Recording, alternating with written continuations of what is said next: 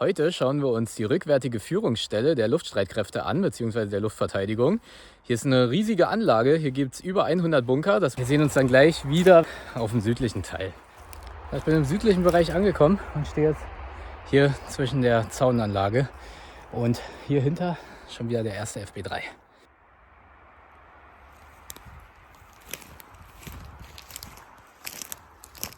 Hier wird eher der Hauptweg gewesen sein. Da sind wir jetzt angekommen, denn hier sieht man überall wieder die Hügel.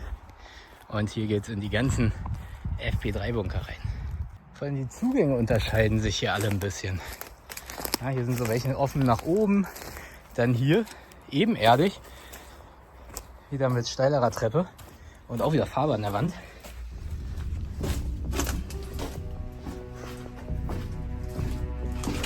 Sieht aus wie der von eben. Aber bis auf die Filterkartusche auch nicht mehr viel drin. Riecht auch sehr modrig hier. Wie im nördlichen Teil ist hier im ganz südlichen Teil das Ganze ähnlich aufgebaut. Und wir werden jetzt in dem Fall Richtung Norden gehen, damit wir in die Nähe kommen von dem mittleren Abschnitt zwischen den beiden FP3-Abschnitten. Denn dort sollen dann die größeren Bunker sein. Und hier auch wie im nördlichen Teil wieder ein Garagenbunker und auch hier sind vereinzelt diese FB3-Zwillinge. Wahrscheinlich auch wieder als Sanitärbunker. Ja, hier Waschbecken auf der linken Seite. Ach, und sogar noch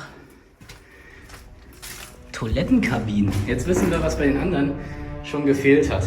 Die waren ja komplett leer. Ja, hier waren mal Toiletten drin. Das kenne ich so auch gar nicht. Also FB3 als Sanitärbunker habe ich so noch gar nicht gesehen. Hier sind auch nochmal FB3, die sind aber ein bisschen versteckter. In so einem tieferen Waldstück hier. Hier sind sogar noch die Belüftungsrohre dran.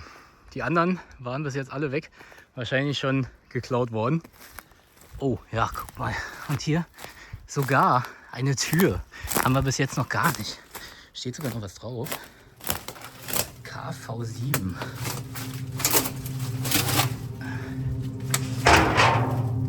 Aha, ein Kabelbunker. Mit Vogelnest drin. Riesige Spinnen. Und da vorne sieht man schon Kabel geklaut, aber richtig große Kabelquerschnitte. Und hier waren dann Schaltschränke drin. 7? Schaltschrank 7 vielleicht oder sowas.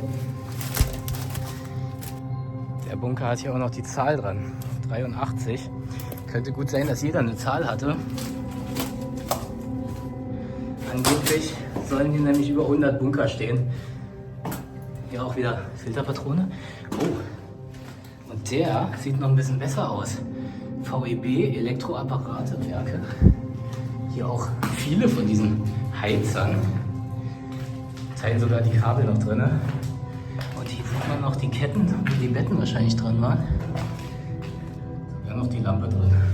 Also der sieht schon mal noch etwas besser aus als die anderen. Zur Abwechslung.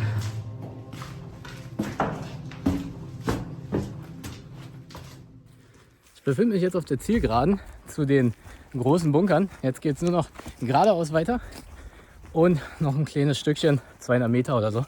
Und dann haben wir es geschafft. Dann sollten die ersten großen Bunker auch zu sehen sein.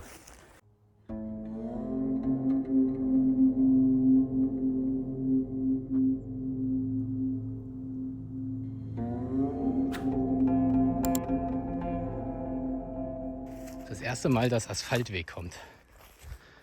Etwas größere Bunker.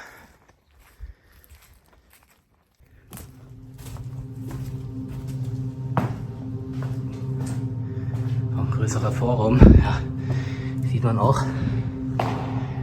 Kein FB3 mehr. Alles ein bisschen größer. Luftanlage. Noch eine Filterkartusche. Hier sieht man auch mal ganz gut. Filterkartusche von innen.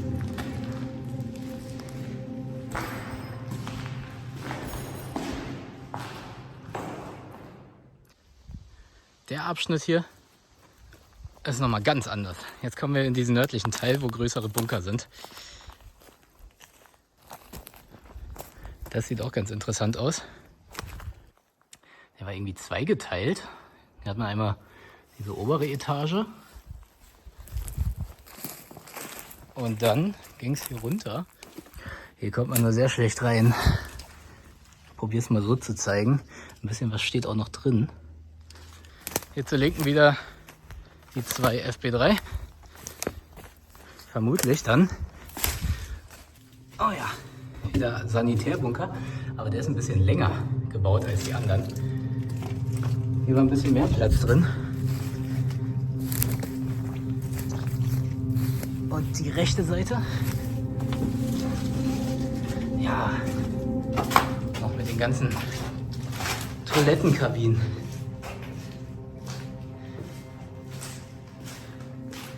Aber auch leider nicht mehr viel drin. Aber dennoch ganz interessant, das mal zu sehen. In dem Abschnitt haben wir hier nochmal eine Tarnbaracke und 2 große Garagen.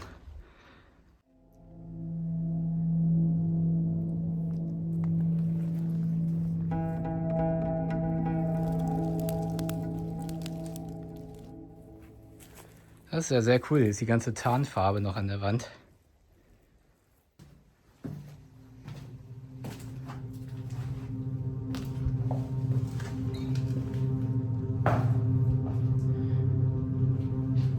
Elektrische Schaltanlage. Oh ja, der ist ein bisschen größer. Das wird einer der größeren Bunker sein. Das müsste die HNZ 23 sein. Das war hier der Sendebunker, der Fernmeldebunker. Auf den ersten Blick schon mal ziemlich interessant. Hier ist noch ein Pult.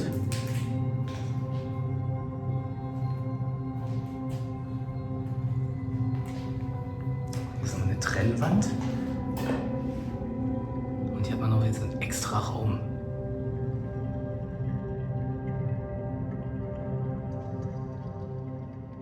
Das ist auch cool. Hier waren wahrscheinlich mal Schlüssel dran. Guck mal, Speisebunker, Ruhe-, Wasch- und Toilettenanlage. Da kann man noch ein bisschen was erkennen. Dienstzimmer. Ganz viele verschiedene Dienstzimmer. Nachrichten, Gerätekammer, Wartungspunkt, Gästezimmer. HNZ steht übrigens für Hilfsnachrichtenzentrale. Und hier wird auch mal die Nachrichtentechnik drin gewesen sein. Sogar noch ein Spülbecken. Sowas habe ich in anderen Bunkern auch nicht gesehen bisher. Sowas fehlt ja meistens schon. Also leider Feuer gelegt worden, aber dafür erkennt man immer noch sehr viel.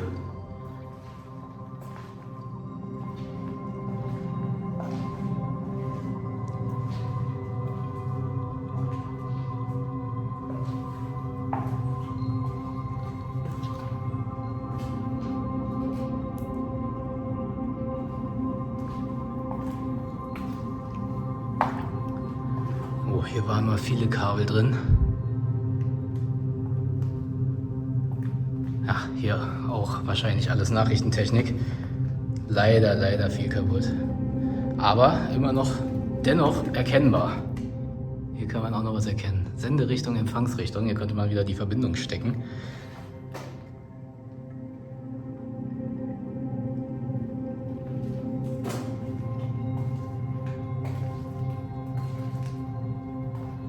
An der Seite sind noch Knöpfe dran.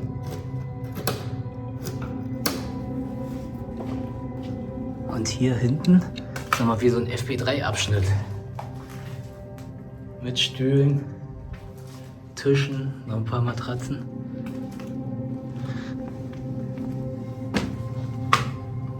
Hier geht es auch noch weiter. Ist auch nochmal ein größerer Raum. Wahrscheinlich auch nochmal etwas Nachrichtentechnik drin. Hier sind nämlich auch noch die Stecker. Rufzeichen, Tagname, Fernschreiben, Funkspruch. Spruchnummer, Datum, Aufgabezeit. Ja, und dann hatte man hier so ein ganzes Protokoll.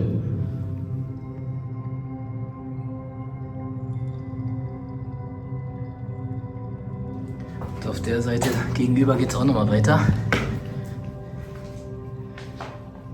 eine Holztrennwand.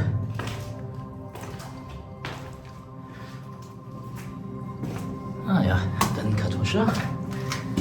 Und hier wieder der ganz normale Zugangsbereich von den anderen FP3-Bunkern. Und hier wäre es auch reingegangen.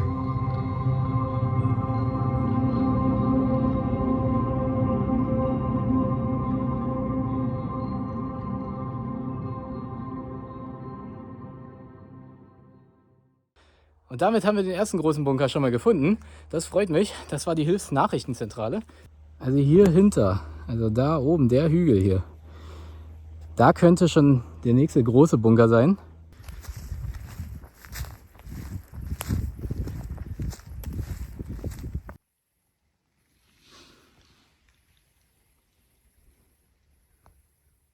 Dann wollen wir mal reinschauen.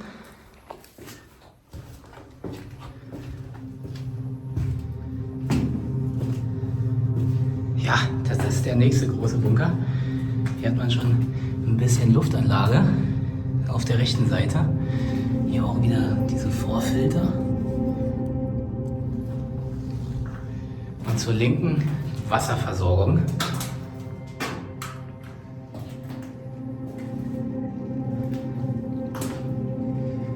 Hier war ein bisschen Elektrik drin. Und auf der Seite auch nochmal Luftzufuhr. Und diese ganzen großen Kanäle gehen hier auch überall lang. Und dann kommen wir hier schon in den ersten Hauptraum. Und man sieht, der ist wirklich schon etwas größer. Denn der hat 2 Etagen. Der Bunker ist ein Typ FB1, der 2-etagig ausgebaut wurde.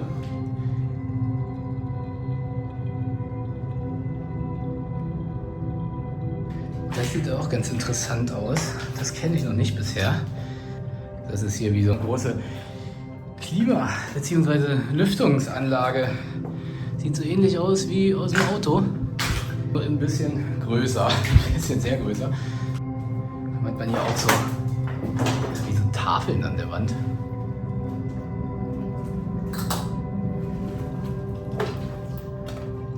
Hier auch. Ah. Jetzt hört ihr es vielleicht schon, hier drin, es schallt nicht mehr. Ja, hier ist der große Hauptraum. Hier war wahrscheinlich mal eine Treppe dran, die fehlt mittlerweile. Hier in dem Abschnitt ist die Nachrichtentechnik drin. NVA 105, ja. Geht es auch nochmal in die 2. Etage. Jetzt kommen wir in den Hauptgang. Ach, hier auch wieder.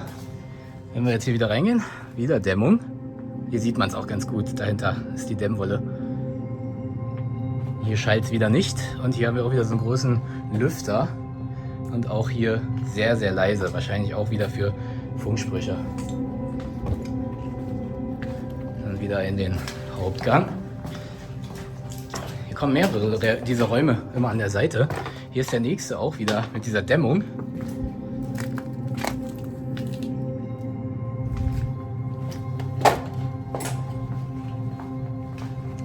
Und hier zweigt es dann doch nochmal anders ab. Oh. Ach, Wahnsinn.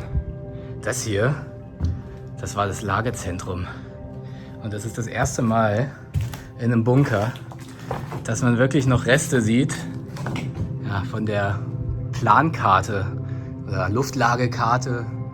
Und hier sieht man die Umrisse, was wahrscheinlich für die Landkarte war, wo dann jemand auf der Rückseite einzeichnen konnte. Ja, hier stehen noch ein paar Sachen drauf, leider zerstört. Aber hier hinter, dieser Zwischenraum, ich kann das ja mal, hier kann man ja durch. Und hier wäre man dann damals reingekommen. Hier wäre diese Glastafel gewesen, die beleuchtet war. Und dann konnte man wahrscheinlich von hinten hier Zeichnungen an der Tafel machen, um die Lage einzuzeichnen. Hier geht es dann auch in die 2. Etage davon. Schade, dass sie schon fehlt, aber auf der anderen Seite muss man sagen, habe ich keinen Bunker mehr gesehen, der verlassen war, dass man überhaupt einen Teil dieser Paneele sehen konnte. Und wenn man mal guckt, wie groß diese Lagekarte war, schon Wahnsinn. Überall hier hinter befand sich die mal. Hier wäre es dann richtig in den Lagerraum reingegangen. Und dieser zweite Durchgang hier, sieht man schon, da wäre man dann hinter diese Scheibe gekommen. Das wäre dann der eigentliche Durchgang gewesen für die Planzeichner. Super spannend, also sehr cool. Das gefällt mir sehr gut. Sowas habe ich vorher noch nicht gesehen. Hier haben wir den anderen Aufgang für die zweite Trennung. Also vorne der Hauptflur und dann zweimal Zugänge für die Planzeichner. Oh, und hier kommt ein größerer Abschnitt, wieder wie FB3. Sehr in die Länge gezogen. Hier wahrscheinlich Sanitäranlage.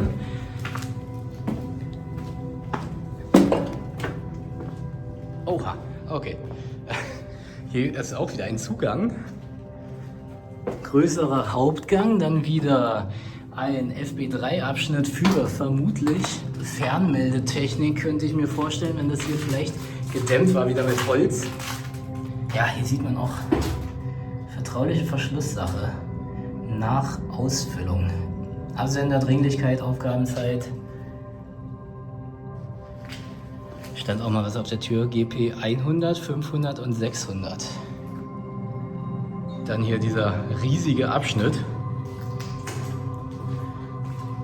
Und jetzt haben wir links und rechts jeweils FB3-Abschnitte wieder. Ich weiß nicht, ob dann jeder eine andere Verwendung hatte oder ob das dann auch Unterkunftsgebäude waren. Der hatte hier auch einen kleinen Tisch drin. Hier stand auch mal irgendwas drauf, kann man leider nicht mehr so ganz erkennen. Aber das war hier auch mal drüber gelegt.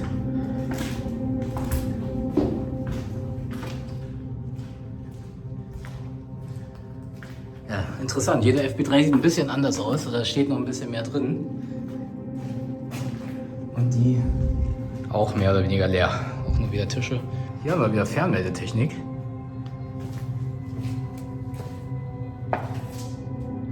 Hier auch leer, wieder Feuer gelegt worden.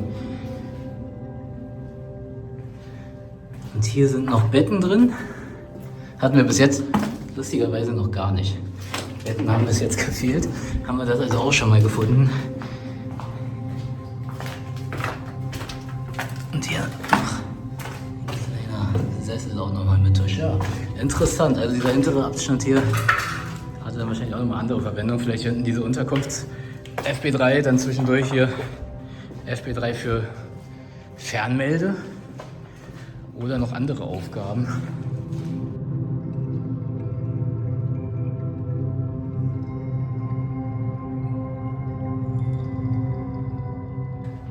Ich habe die Befürchtung, dass wir nicht mehr in den zweiten Stock kommen, wenn die Treppe dort fehlt. Man sieht hier schon, die haben alles gestapelt, ja, dass man da hochklettern kann. Ja, aber das lasse ich. Wenn da was passiert, nee, ist es mir nicht wert. Dann gehen wir erstmal wieder raus und gucken mal, ob wir noch den letzten großen Bunker finden.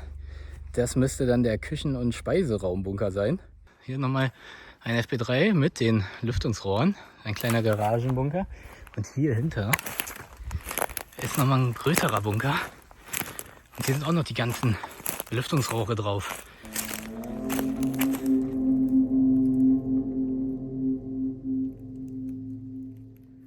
Hier ist noch ein größerer Bunker. Auch zwar so eine Garagenzufahrt, aber hier gehen auch wieder Räume ab. Links und rechts. Wie bei dem anderen großen, bei dem Hauptobjekt, mit dem Lagerzentrum, hat man hier auch wieder links und rechts FB3 angeordnet.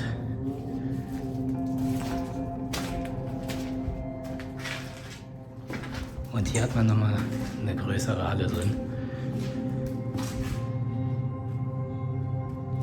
Dann war hier wahrscheinlich die Küche hinter. Sieht man auch schon, das sind wahrscheinlich die Abschnitte, wo es oben zu den Lüftungsaufsätzen, zu den Rohren geht. Ja, auch ein großer Abzug wahrscheinlich. Oh, und hier geht es dann noch weiter. Ja. Und hier waren dann, oder war der Speiseraum drin. Dann hat man hier vorne Essensausgabe.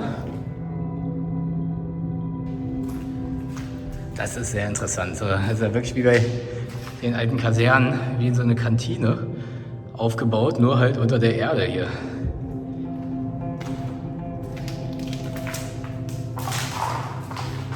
Nochmal Hier so eine Ausgabe mit Fenstern.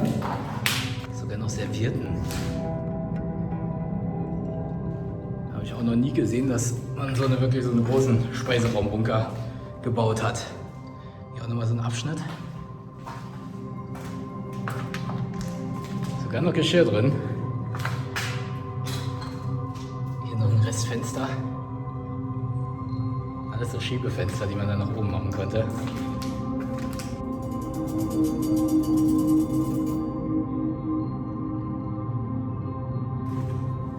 Ich hätte nicht gedacht, dass man hier noch Reste davon auch finden kann.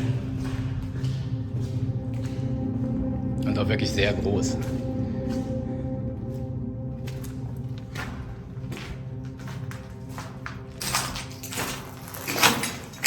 Ja, und hier wäre dann wieder ein anderer Zugang gewesen. Also konnte man scheinbar von 3 Seiten rein. Hier wahrscheinlich eher so der Hauptzugang, wo man einen breiteren Gang hatte. Dann links, wo wir am Anfang durchgekommen sind, war wahrscheinlich eher der Personal- und Zugang für die Küche. Und dann hat man auf der Seite auch noch einen kleineren Durchgang gehabt. Super. Jetzt haben wir ja wirklich alle der speziellen Bunker gesehen. Können wir auf der Seite auch nochmal raus. Ja, und hier wird wahrscheinlich, das wird die Küche gewesen sein. Mit den ganzen Belüftungen, Entlüftungen. Ja, hier waren wahrscheinlich Waschbecken dran.